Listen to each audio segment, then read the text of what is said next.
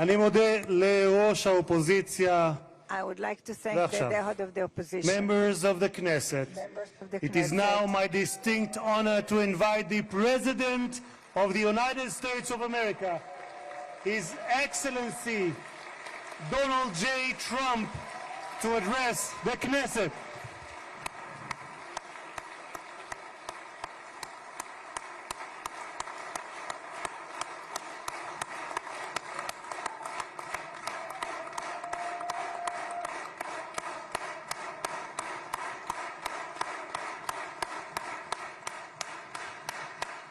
Thank you very much. Thank you. Thank you very much, everybody. It's a great honor. Nice place. Very nice place. Mr. President, Mr. Prime Minister, Mr. Speaker, esteemed members of the Knesset and cherished citizens of Israel, we gather on a day of profound joy, of soaring hope, of renewed faith, and above all, a day to give our deepest thanks to the Almighty God of Abraham, Isaac, and Jacob.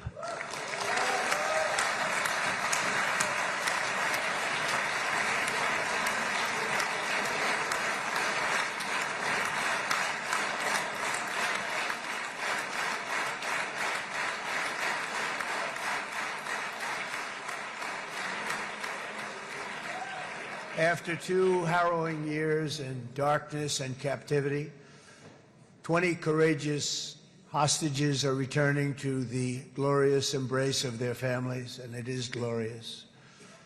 28 more precious loved ones are coming home at last to rest in this sacred soil for all of time. And after so many years of unceasing war and endless danger, today the skies are calm, the guns are silent, the sirens are still, and the sun rises on a holy land that is finally at peace, a land and a region that will live, God willing, in peace for all eternity.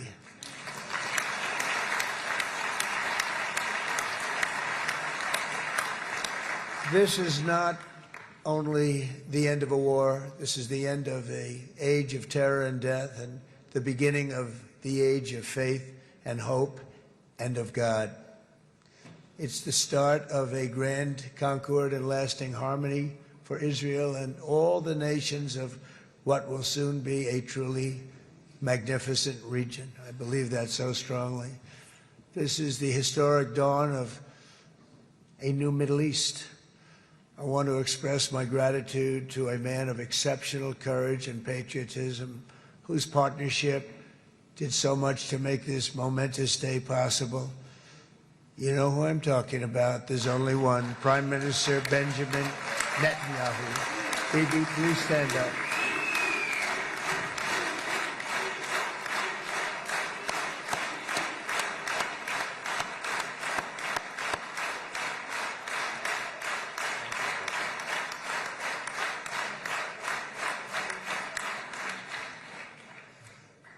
And he is not easy, I want to tell you. He's not the easiest guy to deal with, but that's what makes him great. That's what makes him great.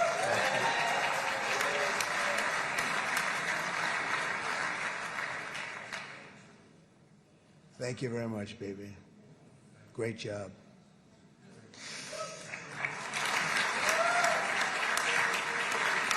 And let me also convey my tremendous appreciation for all of the nations of the Arab and Muslim world that came together to press Hamas to set the hostages free and to send them home. We had a lot of help. We had a lot of help from a lot of people that you wouldn't suspect, and I want to thank them very much for that. It's an incredible triumph for Israel and the world to have all of these nations working together as partners in peace. And it's pretty unusual for you to see that, but it happened in this case. This was a very unusual point in time, a brilliant point in time. Generations from now, this will be remembered as the moment that everything began to change, and change very much for the better. Like the USA right now, It will be the golden age of Israel and the golden age of the Middle East. It's going to work together. I'd like to thank several great American patriots for their invaluable help in getting something done that almost everyone thought was absolutely impossible. We were wasting our time. So many people said, "You're just wasting your time." But we weren't, because we had talented people working with us, and we had people that loved your country, and frankly, people that love the region. They love the Middle East. I want to thank my friend Steve Witkoff.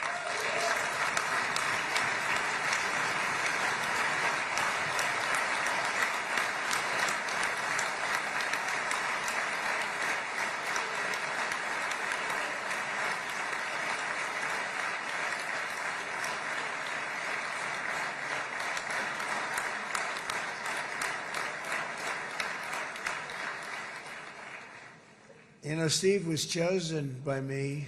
He never did this before, but I knew him as a few things. He was a great businessman, but I know a lot of great businessmen, to be honest with you.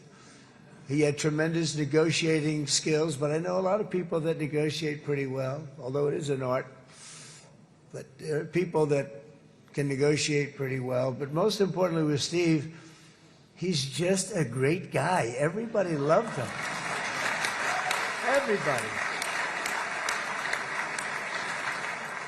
I mean, I know some negotiators that are so good, but you wouldn't have had peace in the Middle East. It would be in World War III right now with some of these guys.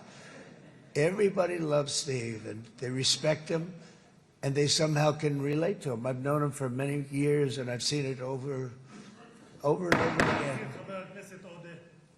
להוציא את חבר הכנסת עודה, להוציא אותו מהאולם, להוציא אותו מיד, החוצה, החוצה. Please expel this Knesset member. Please expel this Knesset member. להוציא גם את חבר הכנסת כסיף. להוציא את חבר הכנסת כסיף מהאולם. Knesset member כסיף. להוציא אותו מיד.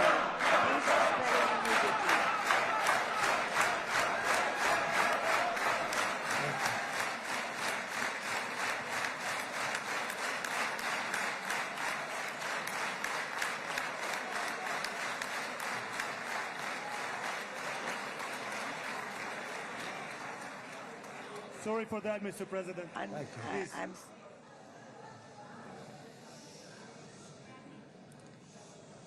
That was very efficient.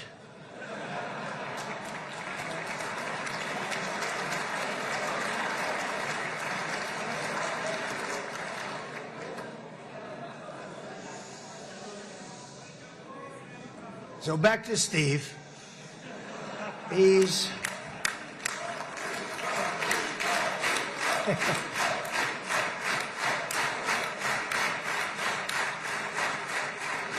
But I tell one story because he was so involved, and then we called in Jared. We need that brain on occasion. We got to get Jared in here. We got to get a certain group of people. But Steve started this all by himself. I call him Henry Kissinger, who doesn't leak.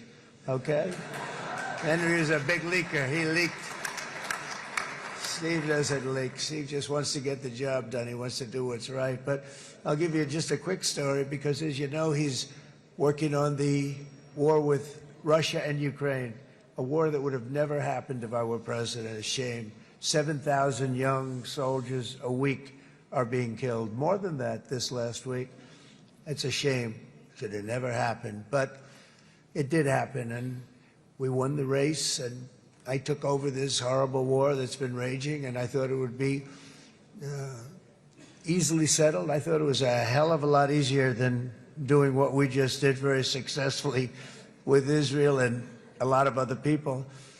But this came first, and we'll get that one. But I set up a meeting for him to meet with President Putin, thinking it would be a 15 or a 20-minute meeting. Steve had no idea about Russia, had no idea about Putin too much, didn't know too much about politics, wasn't that interested. He was really good at real estate, but he had that quality that I was looking for, and I didn't see it around in too many ways. And I set up the meeting with Putin, and I called. I said, is Steve finished yet? That was about a half an hour into the meeting.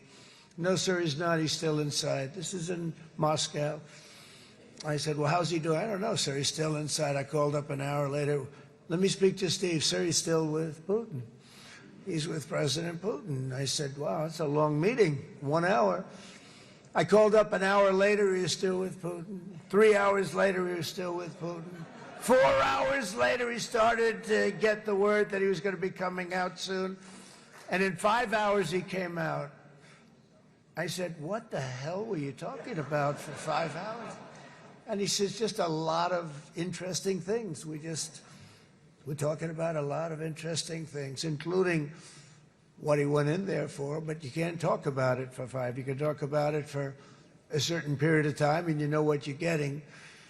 But that's a talent. That's a talent, where you can do that. Most people I'd send in, number one, they wouldn't be accepted. Number two, if they were, the meeting would last 5 minutes, and that's what happens with Steve. Everybody loves him. They love him on this side. They love him on the other side. And he really is. He's a great negotiator because he's a great guy. So thank you very much, Steve, very much.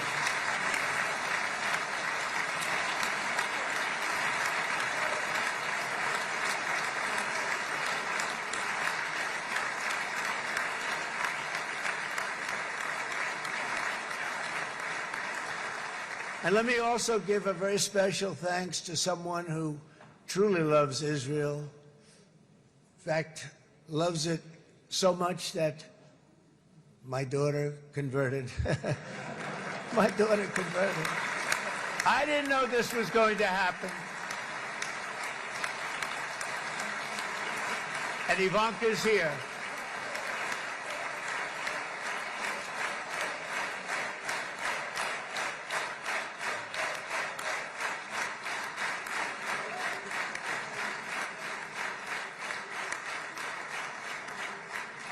And Bibi, you do know this was not in the cards for me. You understand that. And she is so happy, and they are so happy. At least I think they're happy. If they're not, we have a big story, right? No, they have a great marriage, and they get along great. They're best friends. They have a very special relationship. But Jared has been so helpful. He really did something very special. He established the Abraham Accords with a group of very wonderful people. I like calling it the Avraham Accords, because people that, right? Avraham. It's so cool. It's so much sort of nicer, you know, the Abraham versus the Avraham.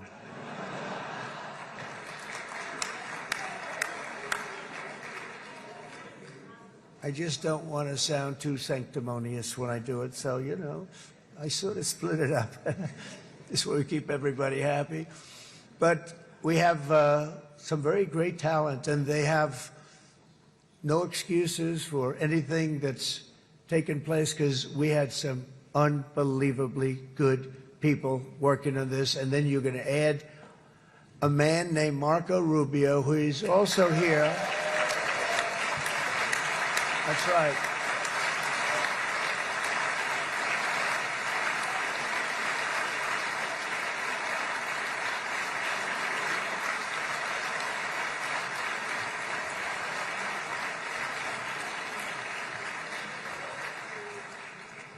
And I have a prediction that Marco will go down, I mean this, as the greatest Secretary of State in the history of the United States. I believe that. I believe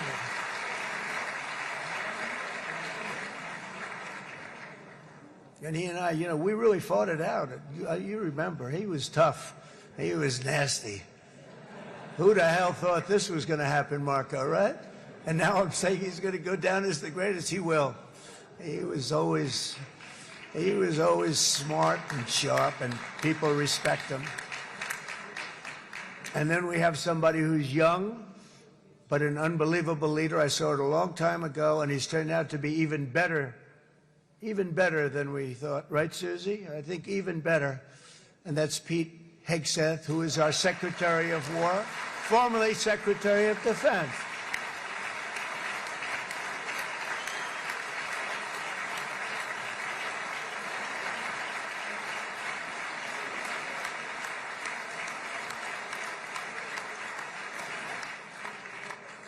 And as you know, we decisively won World War I. We decisively won World War II decisively. And everything in between and everything before it, we won everything. And then they had the brilliant idea of changing the name from war, you know, it was war, to defense. And with that went a certain thinking. And we fought in a very politically correct way after that. We always had the strongest military, and now we have a stronger military than we've ever had before. Because of my first term, I've totally rebuilt the military, every aspect of it. But we have, if you think, we settled 8 wars in 8 months. I'm now including this one, by the way, if that's okay. They may say, well, that was quick, because yesterday I was saying 7, but now I can say 8. The hostages are back. The hostages are back.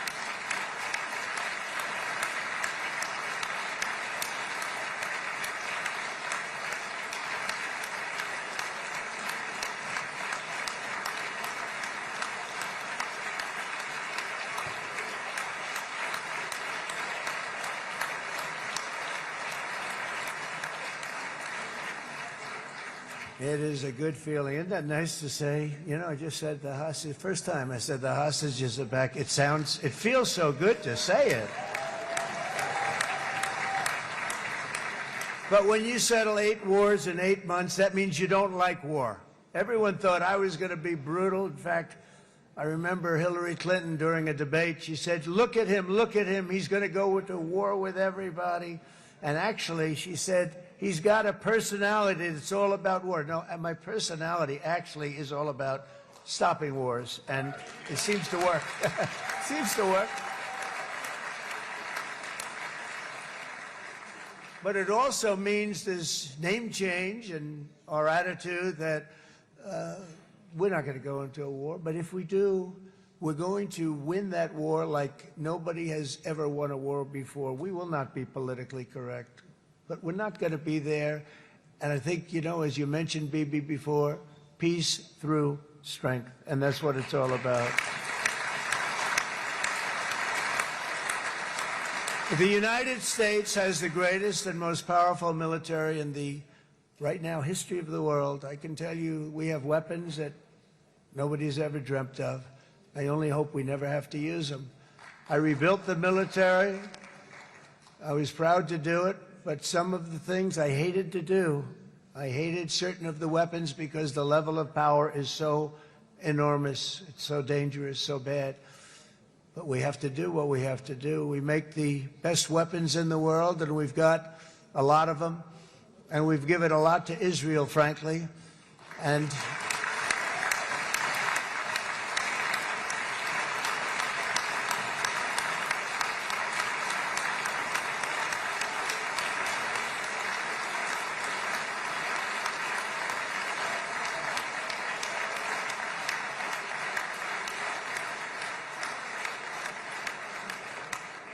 I mean, Bibi would call me so many times, can you get me this weapon, that weapon, that weapon? Some of them I never heard of, Bibi, and I made them. But we'd get them here, wouldn't we? And they are the best. They are the best. But you used them well. It also takes people that know how to use them. And you obviously used them very well. But so many that Israel became strong and powerful, which ultimately led to peace. That's what led to peace. So as we celebrate today, let us remember how this nightmare of depravity and death all began. 2 years ago, on the eve of the Simchat Torah holiday, thousands of innocent Israeli civilians were attacked by terrorists, and one of the most evil and heinous desecrations of innocent life the world has ever seen, the worst slaughter of Jews since the Holocaust. The cruelty of October 7th struck to the core of humanity itself. Nobody could believe what they were witnessing. The United States of America grieved alongside you, and we mourned for our own citizens who were so viciously taken that day.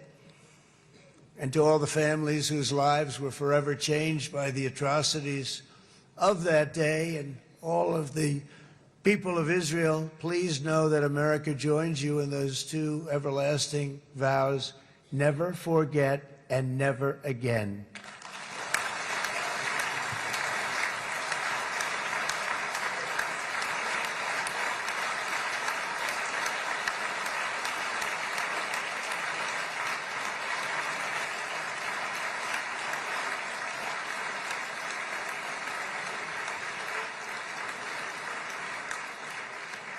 From October 7th until this week, Israel has been a nation at war, enduring burdens that only a proud and faithful people could withstand. It was a very tough period of time. For so many families across this land, it has been years since you've known a single day of true peace. But now at last, not only for Israelis, but also for Palestinians and for many others, the long and painful nightmare is finally over. And as the dust settles, the smoke fades, the debris is removed, and the ashes cleaned from the air, the day that breaks on a region transformed and a beautiful and much brighter future appears suddenly within your reach. This is now a very exciting time for Israel and for the entire Middle East, because all across the Middle East, the forces of chaos, terror, and ruin that have plagued the region for decades now stand weakened, isolated, and totally defeated. A new coalition of proud and responsible nations is emerging, and because of us, the enemies of all civilization are in retreat. Thanks to the bravery and incredible skill of the Israeli Defense Forces and Operation Rising Lion,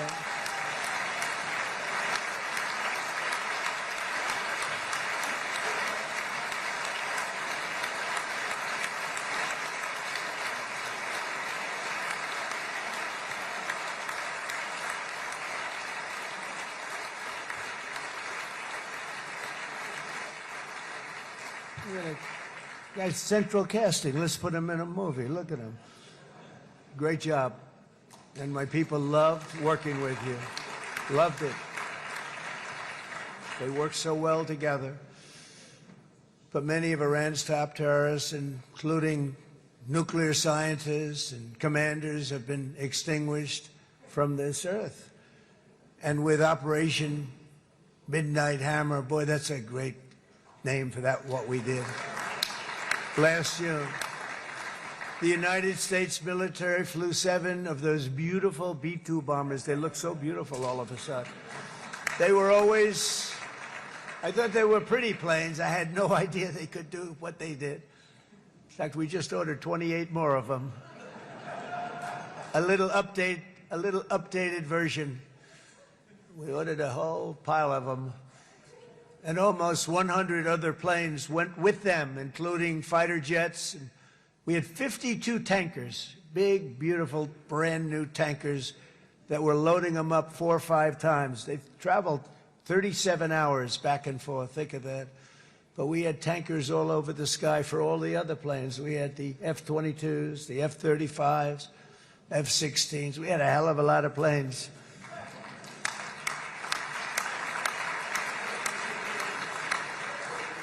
So we had 52 gas stations in the sky. That's what they call them. I'll tell you, I wouldn't want to be flying one of them. We have our great General Raisin Cain right here. General, stand up. This guy. What a general. Thank you.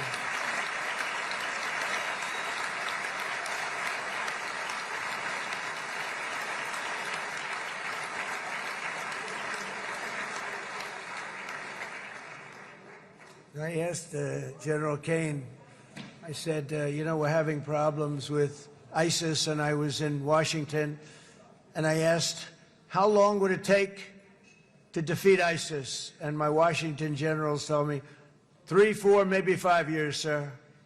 I said, I don't get it. We've got the best equipment in the world. Why? So I flew to Iraq, and I met with a man named Cain. He said, what's your first name? He said, they call me Raisin, sir. I said, wait a minute, your name is Raisin Cain? I've been looking for you for a long time. You gotta be kidding. So they told me 3, 4, 5 years to defeat ISIS. And I sit down with him and I say, why is it? I flew there in the dark of night. I landed, I'll never forget it. It's quite a trip. I'm glad I made it because I met him. I said, could I ask you, General? I come down. He said, with another general and a sergeant. Everybody was like central casting. They could go into a movie right now. Between him and you guys over here, we could get rich making movies, okay? And they got along so great. That's the beautiful thing, that your military and our military, Bibi, got along so great. But I was told by the television generals in Washington, we have the best equipment in the world. Why is it taking so long? And they said, 4 years. I said, so let me ask you, Raisin, how long would it take you to defeat ISIS? Sir, we can do it in 3 weeks, but you'll probably have some time left over. I said, you gotta be kidding. What the hell are you talking about? They said 4 years. I said, well, sir, look, it's not my place to say, but you're asking me the question. What you have to do is you hit them from the west, you hit them from the north, you hit them from the south, you hit them above, you hit them below. I said, so why didn't they do it? And he didn't want to speak badly of his superiors, which is hard to believe they were his superiors. It should have been the other way around a long time ago, because he's the one that did Operation Hammer. It was flawless. It was flawless. It was absolutely flawless. And I said, so you really think you can do it in 4 weeks? Yes, sir, 100%. You have to do it differently than they were doing it. They were using one base, and it was hundreds of miles away. And he says, we have all these portable bases all over the Middle East. And they didn't want to use them because they didn't want to offend the country where the portable... They wouldn't have even known what the hell the planes were going up, right? They wouldn't have known. But he said, no, they didn't want to defend anybody, offend anybody. And but we can do it in 4 weeks. I said, you sure about that? I'm going to call you back.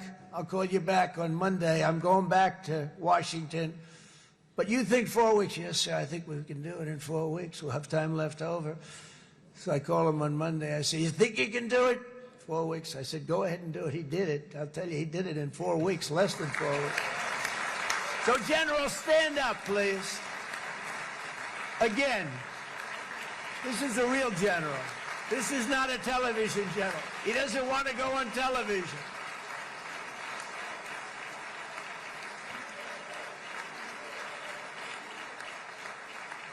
He doesn't want to go on television. I said the other guys love being on television. So we dropped 14 bombs on Iran's key nuclear facilities, totally, as I said originally, obliterating them. And that's been confirmed, and everybody understands it. Together we stopped the #1 state sponsor of terror from obtaining the world's most dangerous weapons.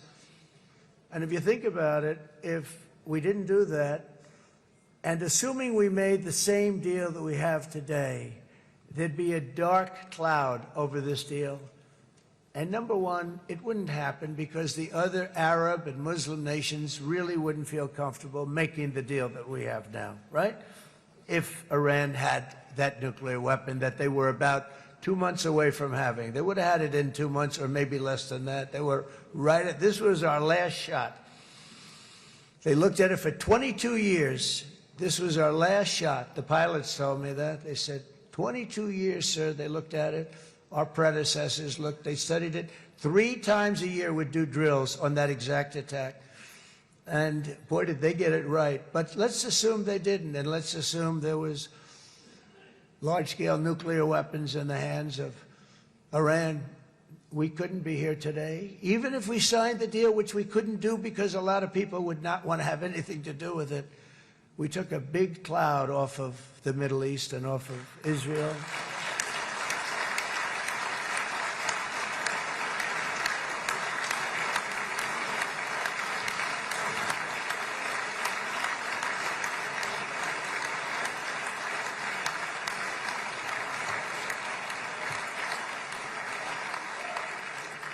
And it was my honor to help. But it isn't it true, though, that can you imagine the same let's assume, Bibi, the same documents, we had everything the same, but you had somebody out there that was, in the opinion of everybody, all-powerful in the Middle East. They took a big hit, didn't they? Didn't they take a big hit? Boy, oh boy. They got it from one side, from the other. And you know, it would be great if we could make a peace deal with them. And I think that's maybe, would you be happy with that? Wouldn't it be nice, I think? Because I think they want to. I think they're tired. Somebody said, sir, they're starting their nuclear program again. I said, let me tell you something. They're not starting anything. They want to survive. The last thing they want to do is start digging holes again in mountains that just got blown up and start. They're not doing it. They want to survive, okay? But I think we have a chance. Steve, you, and I think Jared, come on, I'll call you back for another one. We always bring Jared when we want to get that deal closed. We bring Jared, but Steve, you and Jared and the General and Pete and Marco, you'll get that deal done easy. I think that'll be easy. But first we have to get Russia done. We got to get that one done. If you don't mind, Steve, let's focus on Russia first, all right? We'll get it done. In Lebanon, the dagger of Hezbollah, long aimed at Israel's throat, has been totally shattered. My administration is actively supporting the new president of Lebanon in his mission to permanently disarm Hezbollah's terror brigades. He's doing very well. And build a thriving state at peace with its neighbors. And you're very much in favor of that, I know. And it's good things are happening there, really good things. And with this week's ceasefire, we've achieved the most challenging breakthrough of them all. The most challenging breakthrough maybe ever. I mean, I've never seen anything like it. I've been involved in a lot of success. I have never seen anything like what's going on today all over the world. People are dancing in the streets, not just in Israel. They're dancing in the streets of countries that would have never danced in the street about what's happening today. They're dancing in those streets. So this long and difficult war has now ended. You know, some people say 3,000 years, some people say 500 years, whatever it is. It's the granddaddy of them all. And in an unprecedented achievement, virtually the entire region has endorsed the plan that Gaza will be immediately demilitarized, that Hamas will be disarmed, and Israel's security will no longer be threatened in any way, shape, or form.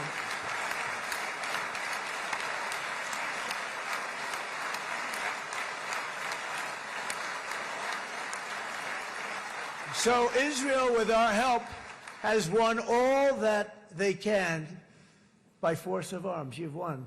I mean, you've won. Now it's time to translate these victories against terrorists on the battlefield into the ultimate prize of peace and prosperity for the entire Middle East. It's about time you were able to enjoy the fruits of your labor. Mr. Opposition Leader. I said he's a very nice opposition leader. I think, no, he's a nice man. Bibi, he's a nice man. Good. He knows what he's doing, right? No, a very nice guy. Well, see, now you can be a little bit nicer, Bibi, because you're not at war anymore, Bibi.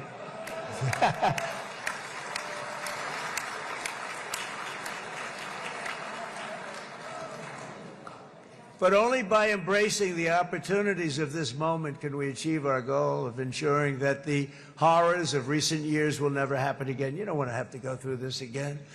8 years ago, I came to this region on a very special first trip abroad as the President of the United States. I came here very early at your request.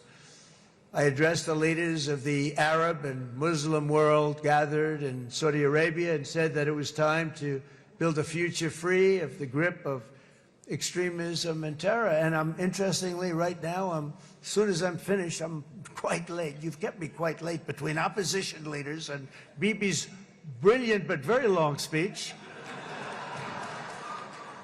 I thought I was going to run up here, make a speech, and then head to Egypt. It didn't work out, though. And you made a pretty long one, too, Sarah.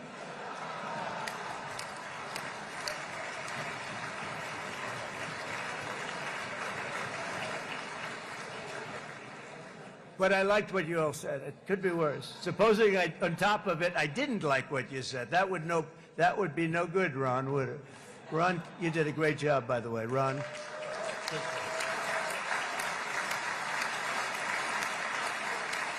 Yeah.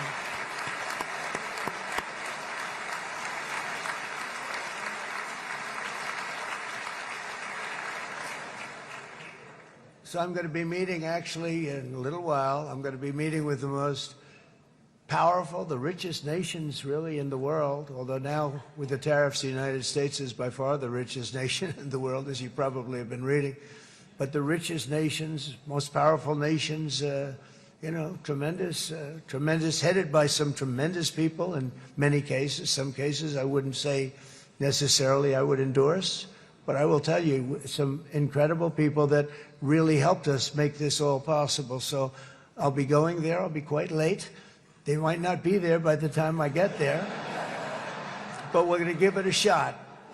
But the journey we started back then led to the crushing defeat of the ISIS caliphate, to the monumental Abraham Accords, and ultimately to the historic ceasefire this week, in which many of those same nations really played a very pivotal role, I have to tell you. Steve will tell you that. Jared will tell you that. Together we've shown that peace is not just a hope that we can dream about. It's a reality we can build upon day by day, person by person, and nation by nation. And because of that, the Middle East is finally ready to embrace its extraordinary potential. You have extraordinary potential in this region. It should now be clear to everyone throughout the region that decades of fomenting terrorism and extremism, jihadism and anti-Semitism have not worked. They haven't worked. They've been a disaster. They've just killed. They've killed.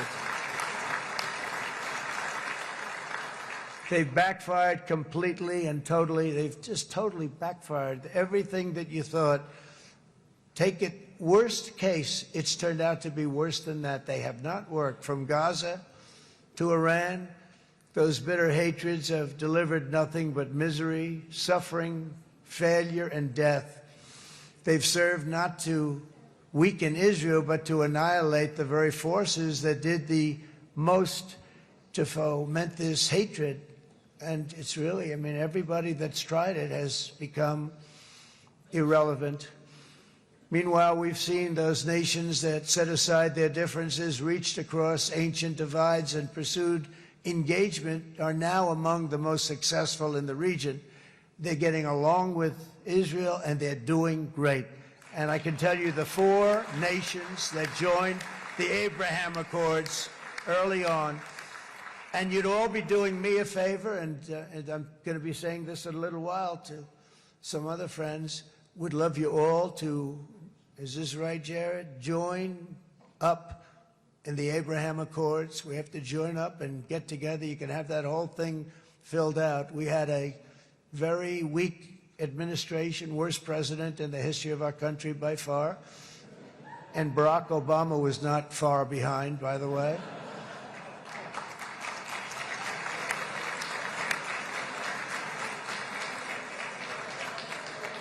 And they did nothing with this incredible document, the Abraham Accords, but now you can fill them up. Now you have peace, you have people that really like Israel, I'll tell you what, and they like Israel a lot more today than they did even 5 weeks ago. You've made a lot of, you've come back strong, because it was getting to be a little nasty out there in the world, and ultimately the world wins. You can't beat the world always.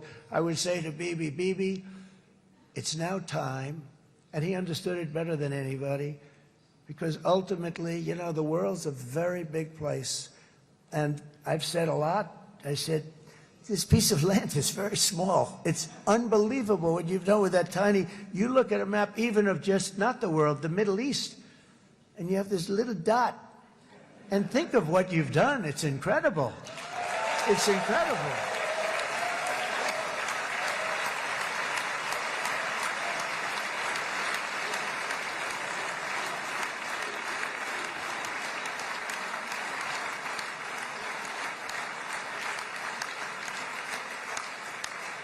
But the world is loving Israel again, and I said to Bibi, you know, the world is big and it's strong. And Ron, ultimately, the world wins. And we don't have to worry about that now. But there was getting to be a period of time over the last few months, you know, the world wanted peace and Israel wanted peace. Everybody did. Everybody did. And what a victory it's been, right? What a victory it's been. If you would have gone on for 3, 4 more years, keep fighting, fighting, fighting, it was getting bad. It was getting heated. The timing of this is brilliant. And I said, Bibi, you're going to be remembered for this far more than if you kept this thing going, kill, kill, kill. It would be it would not be the same. And I just want to congratulate you for having the courage to say, that's it, we've won, and now let's enjoy our lives and let's rebuild Israel and make it stronger and bigger and better than it's ever been before. We're going to do that. Took a lot of guts. And the choice for Palestinians could not be more clear. This is their chance to turn forever from the path of terror and violence. It's been extreme, to exile the wicked forces of hate that are in their midst. And I think that's going to happen. I've met some people over the last couple of months that want to see it happen very much. And after tremendous pain and death and hardship, now is the time to concentrate on building their people up instead of trying to tear Israel down. We don't want that to happen again. And the total focus of Gazans must be on restoring the fundamentals of stability, safety, dignity, and economic development so they can finally have the better life that their children really do deserve after all these decades of horror. I intend to be a partner in this effort in the sense that we're going to help and we're going to do something that became unbelievably popular. Everybody wants to be on it. It's called the Board of Peace, okay? How about that? Is that a beautiful name? Like a board of peace.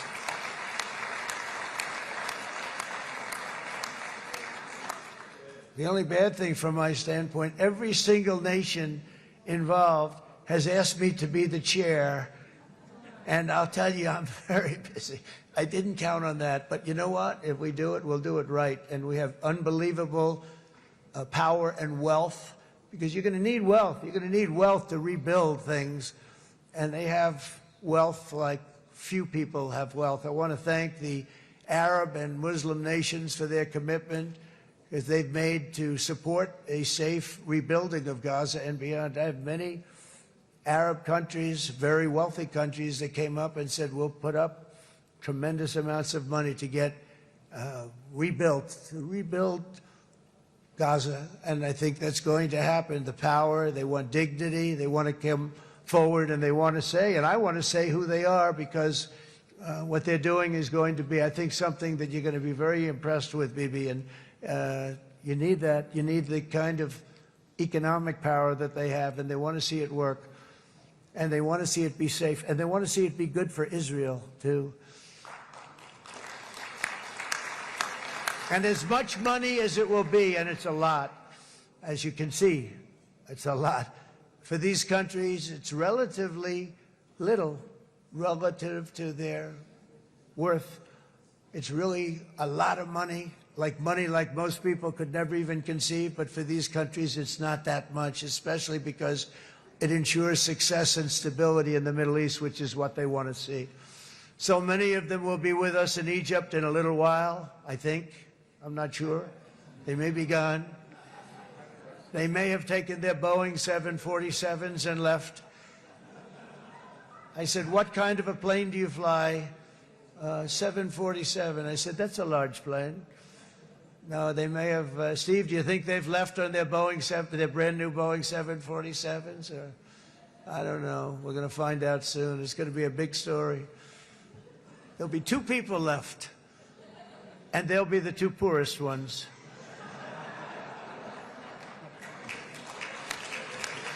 But it will be the wealthiest and most powerful group of nations. So the group that we have assembled, that's waiting for us, is the wealthiest and most powerful group ever assembled at one time. There has never been a group like this. And they're only looking for good. They want good. They're going to do good. And as those commitments are made, I'm going to let the world know who's doing it, because they really deserve to get the credit. And some of them probably won't want the credit, but they deserve it. It's more obvious than ever that the productive and responsible nations of this region should not be enemies or adversaries. You should be partners and eventually even friends, and that's what's going to happen. I know it. Together you can stand against the forces of chaos. Yeah, you go ahead. That's an important point.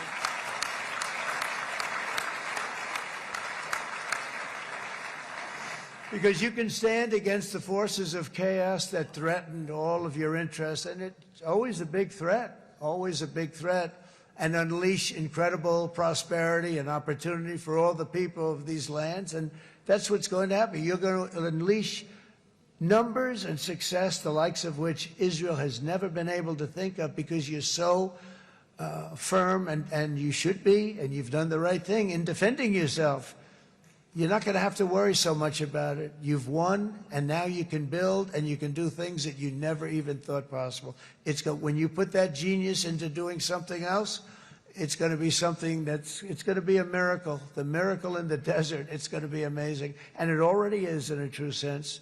But it'll be wonderful when you can spend time thinking about other than war and defense and offense also. To that end, it's my firm hope and dream, frankly, that together the Abraham Accords will turn out to be everything that we thought they would. Those 4 countries were very, very brave in doing it. They did it at a very early point, and every single one of them benefits unbelievably financially. And if you noticed, even in this bad period that we just went through, they all remained a member of the Abraham Accords. They've done unbelievably well. And you know who you are, and I want to thank you.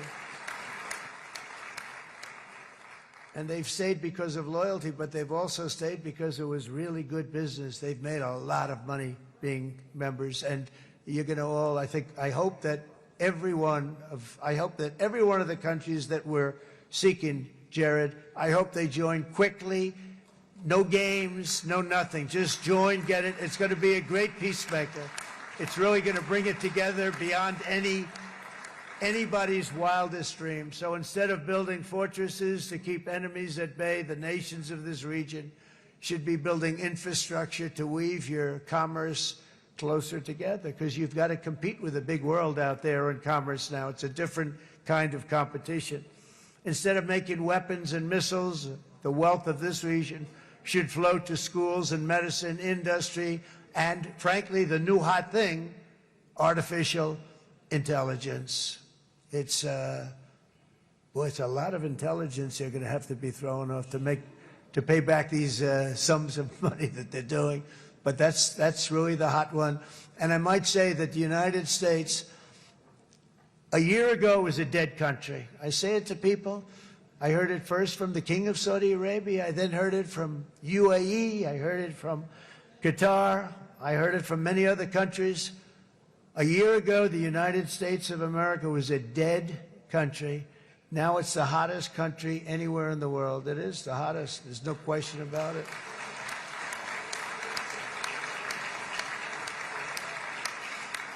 In fact, if you go back a year ago, before the election, although once we had November 5th, we became hot because people got it. I would say November 5th was a time that we became really hot. But once you go back a couple of years, if I were in charge and the country was doing what they were, nobody was going to ask me to speak. Nobody asked Joe Biden to come up and speak, I guarantee you that. And if they did, he would have turned them down, I promise you. He didn't speak. He didn't speak, and he didn't speak well. But all of the countries in the Middle East, it could have, what we're doing now, it could have happened a long time ago, but it was strangled and set back almost irretrievably by the administrations of Barack Obama and then Joe Biden. There was a hatred toward Israel. There was an absolute hatred. The setbacks really started when President Obama signed the Iran nuclear deal. This was a disaster for Israel, and it was a disaster for everyone. And I remember that Bibi Netanyahu came to the United States and worked so hard to try and get Obama not to do that deal.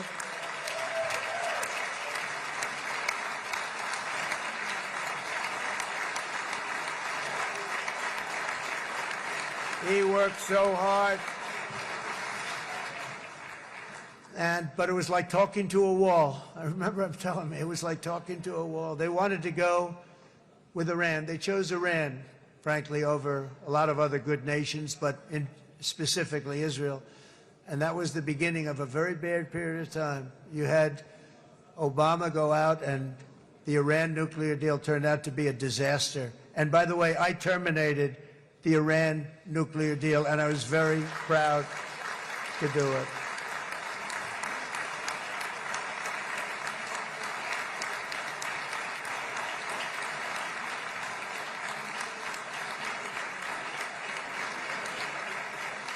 Yet even to Iran, whose regime has inflicted so much death on the Middle East, the hand of friendship and cooperation is open. I'm telling you, they want to make a deal.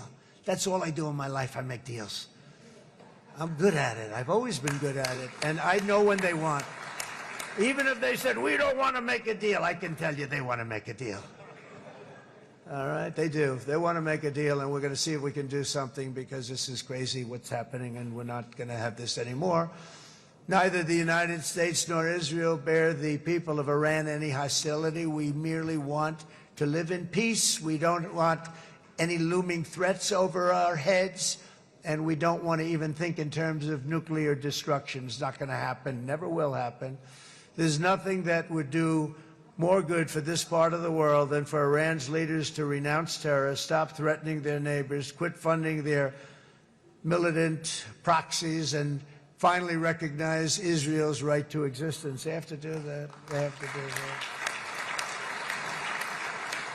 that. And to Iran, and as you know, this is not said out of weakness. There's no weakness. But I'm going to say this, that we are ready when you are, and it will be the best decision that Iran has ever made. And it's going to happen. It's going to happen. And they're good people. I know a lot of Iranians in the United States. They're good people, smart, hardworking people. They don't want to see what's happened to their country. The story of fierce Israeli resolve and triumph since October 7th should be proof to the entire world that those who seek to destroy this nation are doomed to bitter failure. The state of Israel is strong, and it will live and thrive forever.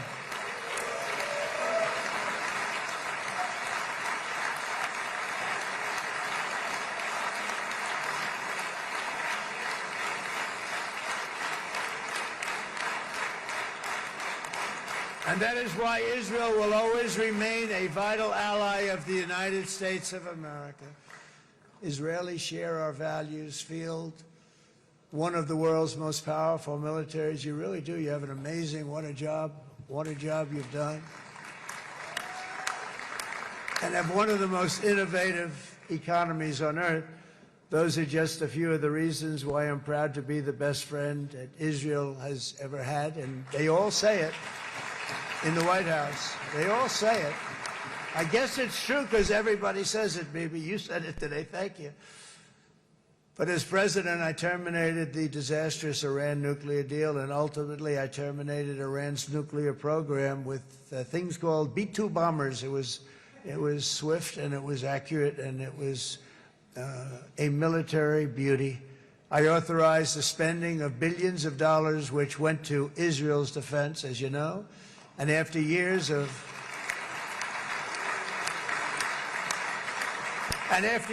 broken promises from many other American presidents, you know that, they kept promising. I never understood it until I got there. There was a lot of pressure put on these presidents. It was put on me too, but I didn't yield to the pressure. But every president for decades said, we're going to do it. The difference is I kept my promise and officially recognized the capital of Israel and moved the American embassy to Jerusalem.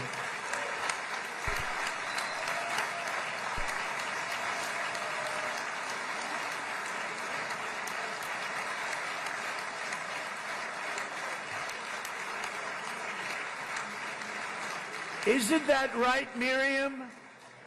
Look at Miriam. She's back there. Stand up, Miriam. Stand up.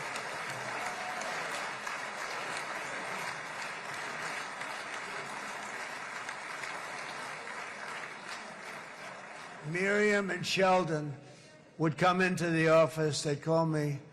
He'd call me. I think they had more trips to the White House than anybody else I can think of. Look at her sitting there so innocently. She's got $60 billion in the bank. $60 billion. And she loves, I think she's saying no more. And she loves Israel, but she loves it, and they would come in, and her husband was a very aggressive man, but I loved him. He was a very aggressive, very supportive of me. And he'd call up, can I come over and see you? I say, Sheldon, I'm the President of the United States. It doesn't work that way. He'd come in, but they were very responsible for so much, including getting me thinking about Golan Heights, which is probably one of the greatest things to ever happen to Israel.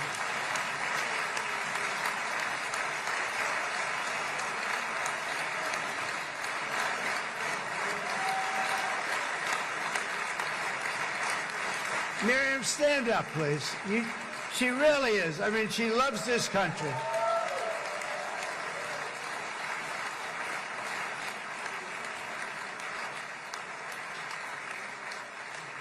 She loves this country. Her and her husband are so incredible. We miss him so dearly. But I actually asked her, I'm going to get her in trouble with this, but I actually asked her once, I said, so Miriam, I know you love Israel. What do you love more, the United States or Israel? She refused to answer. That might mean Israel, I must say. We love you. Thank you, darling, for being here. That's a great honor. Great honor. She's a wonderful woman. She is a great woman. I've always stood for the people of this community, and I always will. I'll always be with you. I'm always going to be with you. I guess maybe something could happen to change my mind. Somebody that's really stupid gets into office and wants to do really bad things, but that's about it. We don't think we're going to have that happen. I hope we're not going to have that happen. And this man is a good man right here. These two men are good men right here.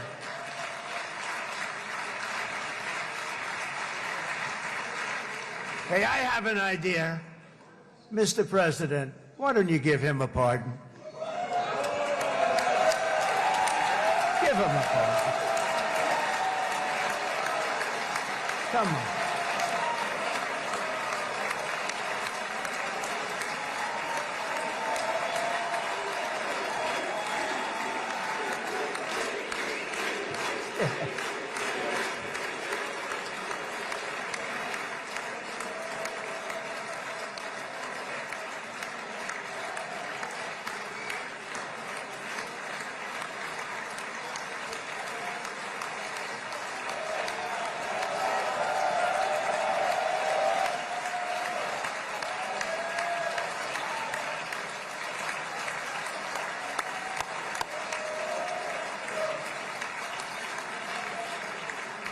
By the way, that was not in the speech, as you probably know. But I happen to like this gentleman right over here, and it just seems to make so much sense. You know, whether we like it or not, this has been one of the greatest wartime presidents. This has been one of the greatest wartime presidents. And cigars and champagne, who the hell cares about that?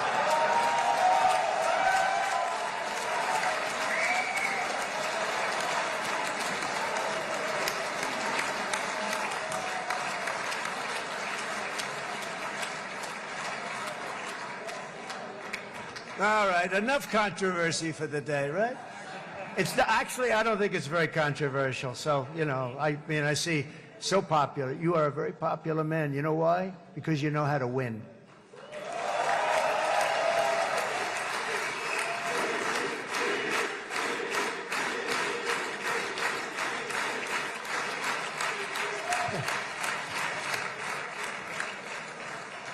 Over the past 2 years, I've met many of the families of the Israelis taken hostage and those that were taken hostage. Unbelievable. I've looked into their eyes. I've seen the worst nightmares of their suffering, but I've also seen something else, the beautiful love of the people, the love of People, frankly, that hold things together, the love that gives you the courage to carry on through thousands of years of persecution and repression, and to emerge with the heart of David.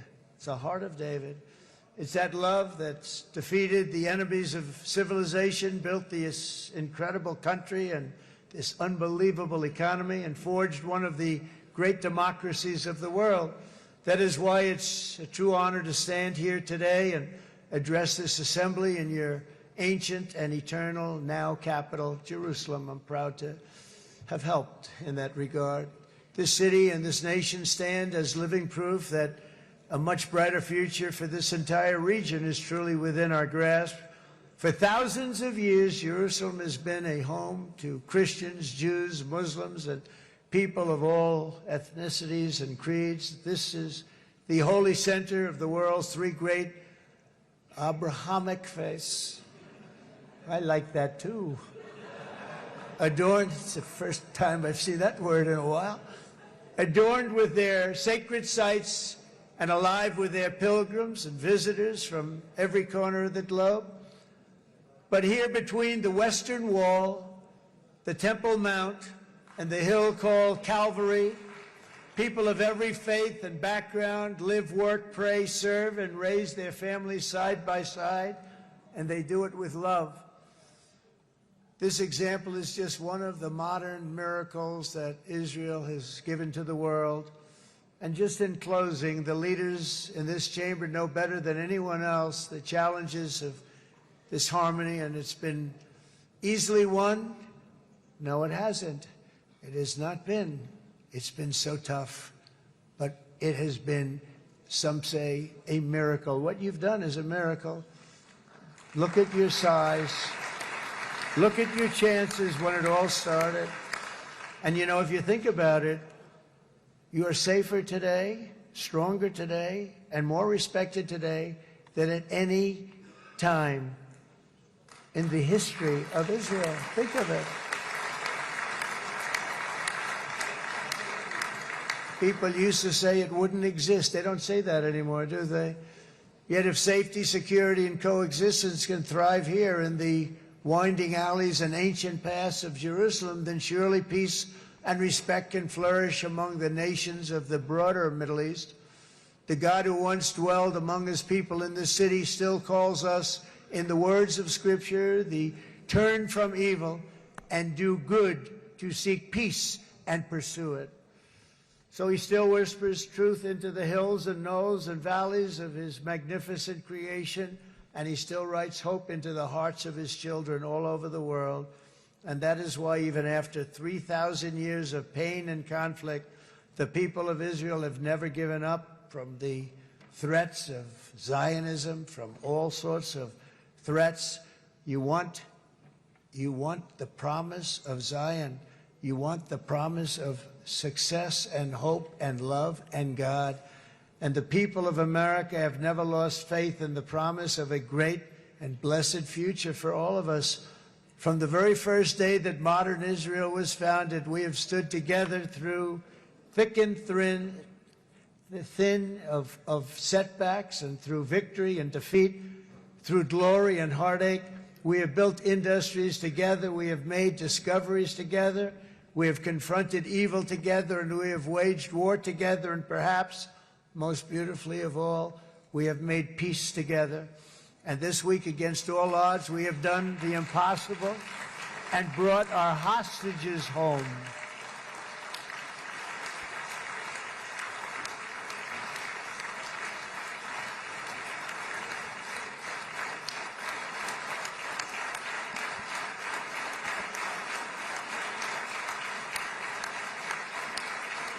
So now we're going to forge a future that is worthy of our heritage. We're going to build a legacy that all the people of this region can be proud of.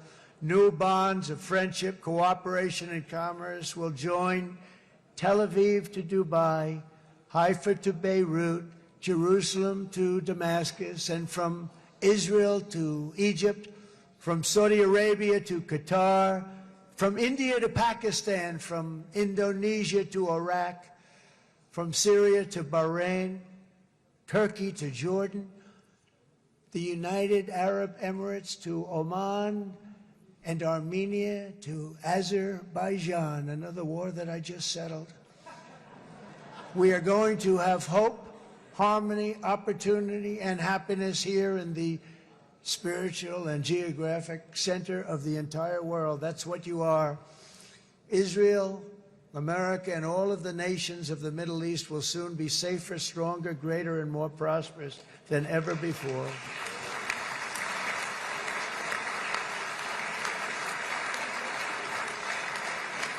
And I want to thank you all once again for this exceptional honor. This has been truly an honor. It's seldom that a president is invited to do this. And I love Israel. I'm with you all the way. You will be bigger, better, stronger, and more loving than ever before.